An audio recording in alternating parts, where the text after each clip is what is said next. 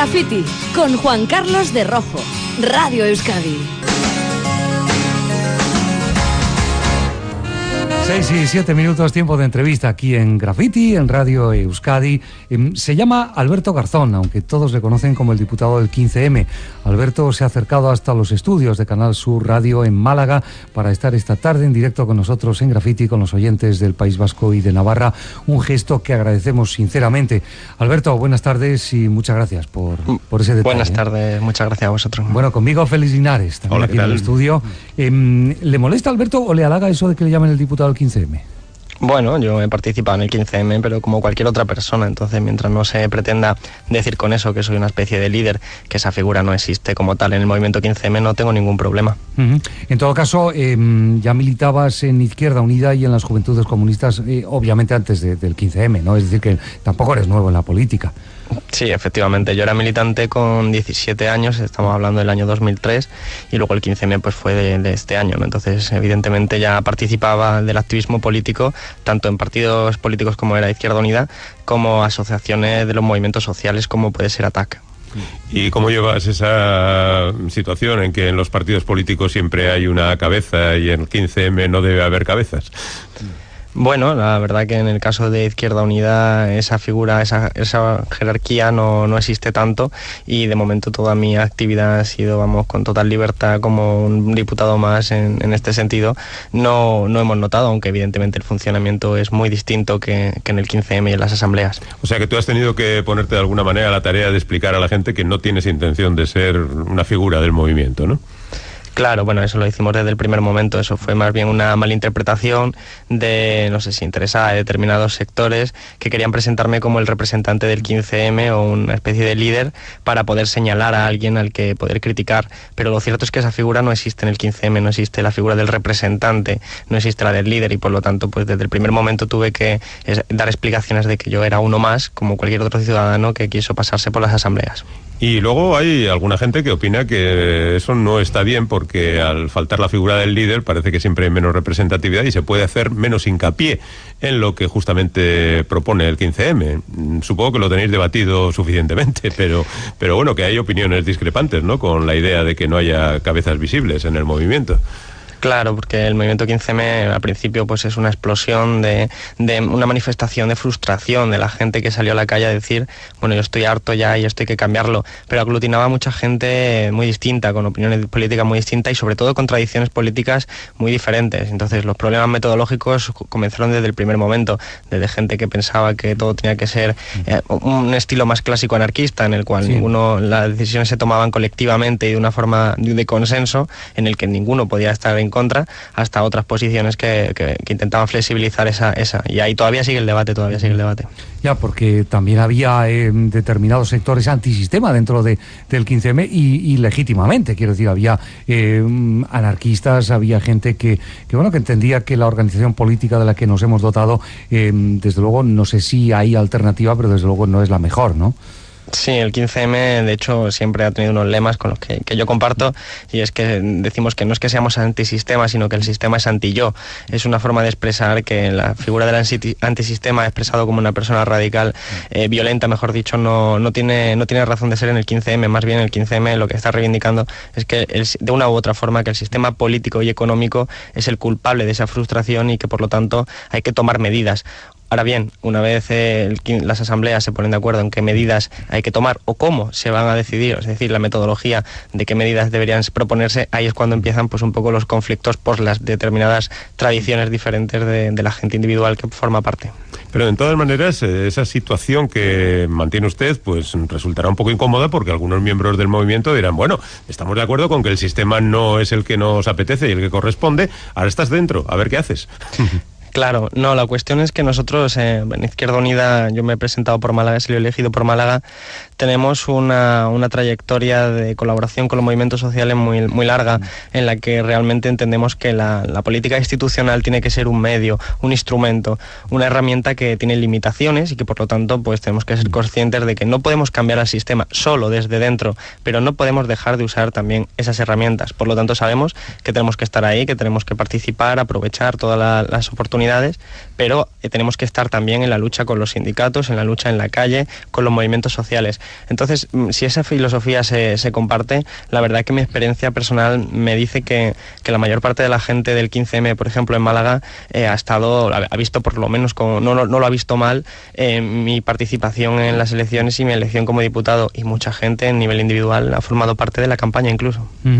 Bueno, Alberto Garzón, que es diputado, estamos en Radio Euskadi esta semana, Alberto, haciendo balance de lo que ha sido más destacado, lo que ha sido noticia y de verdad a lo largo del año, y nos ha parecido que precisamente el 15M es uno de esos acontecimientos sobresalientes de 2011, sin duda, ¿no? Pero superada la sorpresa inicial, ¿qué cabe esperar del 15M a partir del 1E de 2012? Pues eso lo deberán decidir las asambleas. Lo cierto es que como las asambleas son muy autónomas unas de otras, depende de donde estemos haciendo referencia, pues hay unas perspectivas u otras. Mi posición es la siguiente. Yo creo que el 15M manifestó, como decía antes, un elemento de frustración. Aunque la manifestación original fue convocada por elementos de la sociedad que eran políticos, en el sentido amplio de la palabra, es decir, gente que ya militaba en la política en determinados espacios, pero que era gente, en mi opinión, y como lo he podido ver, gente muy claramente de izquierdas, pero que luego el 15M se nutrió de muchísima gente, de población que estaba sencillamente frustrada, pero que no podía alcanzar a definir nítidamente ni cuáles eran las causas ni cuáles eran las soluciones. Entonces ese 15M ha ido desarrollándose en el tiempo y sigue haciéndolo, y yo creo que ahora que vamos a ver con un gobierno que está comenzando a hacer sus recortes y que la crisis va a empeorar precisamente porque estas políticas hacen que empeore la crisis, creo que vamos a ver un nuevo escenario de frustración social creciente, y eso va a alimentar el 15M. Por lo tanto, es imprevisible saber a qué dirección va a tomar el 15M, pero sin duda va a jugar un papel, junto con el resto de movilizaciones sociales, un papel creciente en este 2012. ¿Y tiene usted una explicación que justifique el hecho de que en medio de la crisis, o tras 4 años de crisis, gane la derecha en las elecciones? Bueno, yo creo que aquí lo que tenemos que entender es que la política y la economía ha sido algo prácticamente ajeno a la mayoría de la población. Por lo tanto, no existe la cultura política definida en términos académicos, no existe la concepción de cómo funciona una economía, de cómo funciona el sistema político. Por lo tanto, al final se acaba reduciendo todo a un mensaje simplista de, bueno, si está gobernando este país y este partido político y estamos en crisis, pues votamos al contrario, que es lo que ha pasado en Grecia, lo que ha pasado en Portugal y lo que ha pasado, probablemente va a pasar en Francia, en Alemania, y ha pasado aquí. Por lo tanto, yo creo que saldremos de esa falsa noción, que eso es falso y erróneo, saldremos cuando pase 1 o 2 años y sigamos prácticamente igual y esté gobernando el Partido Popular. Es algo que ya pasó en Argentina, que al final el lema de la gente que salió a Argentina era que se vayan todos, porque ya se dieron cuenta de que no era el problema quién gobernara, sino las políticas que se llevaban a cabo. Pero se han quedado algunos, ¿eh? Sí, claro. Es un proceso que evidentemente luego ya tiene su desarrollo y ahí pueden pasar cualquier cosa. Alberto, me interesa mucho tu faceta de economista, porque ¿se puede explicar desde la economía la crisis que nos afecta y que parece que se ha quedado a vivir con nosotros, exclusivamente desde la economía? No, exclusivamente de la economía no, desde el punto de vista que la economía no se puede, digamos, independizar de la ciencia social, de lo que significa la sociología, la psicología, pero sí es cierto que, bueno, vivimos en un sistema económico que es el capitalismo, con unas determinadas leyes económicas y una forma muy concreta de funcionar, y es eso lo que ha entrado en crisis. En mi opinión, la crisis, y en la opinión de tantos otros economistas críticos, la crisis es en última instancia un proceso de desigualdad creciente. Desde los años 80 en adelante, en todo el mundo occidental, lo que ha ido creciendo sin igual a dudas es la desigualdad. Los más ricos se han hecho cada vez más ricos, los más pobres se han hecho cada vez más pobres. Y el propio sistema no tolera eso porque, aunque es contradictorio el sistema, lo que necesita es que la gente siga consumiendo para que siga habiendo crecimiento económico. Y como la gente se ha ido empobreciendo, pues ese consumo al final no llega a tener lugar, y al final hay que tirar de recursos como el crédito, que son recursos que, digamos, alargan el problema, o sea, alargan la resolución del problema, pero finalmente acaban entrando en crisis y vemos la realidad subyacente, y es que el sistema incompleto está en crisis. Desde 2009, en febrero, ¿no? Has publicado algún que otro texto interesante acerca de todo esto, ¿no? El último de estos trabajos es reciente, es de octubre de 2011, es un libro compartido con Vicente Navarro y Juan Torres López, se titula Hay alternativas. ¿Por qué no nos va contando alguna? Sí, porque efectivamente el título responde a la noción de que efectivamente cuando empezó la crisis los políticos han intentado vender la opción del no hay alternativa, que también es algo que ya se hizo en los años 80, cuando nos han dicho que los recortes eran necesarios, que eran dolorosos pero necesarios y que no había otra forma de salir de la crisis. Nosotros intentábamos responder a eso con medidas muy concretas, pero sobre todo con una percepción general, y es que de esta crisis no se puede salir con recortes. Los recortes generan un problema que se está viendo en Grecia, además tenemos hechos empíricos muy recientes que cuando aplicas recortes lo que cae es el crecimiento económico, y cuando cae el crecimiento económico cae la recaudación de un Estado en forma de impuestos, y por lo tanto al final el problema famoso de la deuda soberana, el problema del déficit, no se resuelve porque aunque bajes gastos, luego inmediatamente bajan los ingresos y estamos en las mismas. Ya. Pero eso sí, con un gran sector beneficiado, que son los sectores privados que penetran en los sectores como la sanidad, la educación y tantos otros que antes eran públicos. La solución es pues un plan de empleo público, es decir, un plan de estímulo como se hizo en los años 30 en Estados Unidos o como finalmente se hizo en América Latina para salir de unas crisis muy parecidas. Una auditoría de la deuda y sobre todo control financiero, regulación financiera, porque aquí lo que está pasando es que hay unos agentes que están especulando, que tienen nombre y apellido, son las grandes fortunas, los grandes bancos, que utilizan el dinero muchas veces público, como estamos viendo en la crisis, para especular, incrementar sus beneficios y esos beneficios no destinarlos a la creación de empleo, sino a más y más especulación. Entonces, lo que hace falta es una reestructuración general del marco económico en el que vivimos. Bueno, alguna alternativa nos ha dado, Félix? Sí, es cierto, pero de todas maneras hay alternativas, pero nadie parece dispuesto a ponerlas en marcha. Ni aquí, ni en Grecia, ni en casi ningún sitio, ¿no? Y la Unión Europea, que le cuesta tanto ponerse de acuerdo, ¿no? Sí, pero bueno, yo creo que eso sí tenemos que trascender un poco el ámbito de lo puramente económico, porque en lo puramente económico lo que tenemos claro es que sí hay alternativas técnicas, viables, factibles, están encima de la mesa y ahora hay que entender por qué no se están llevando a cabo.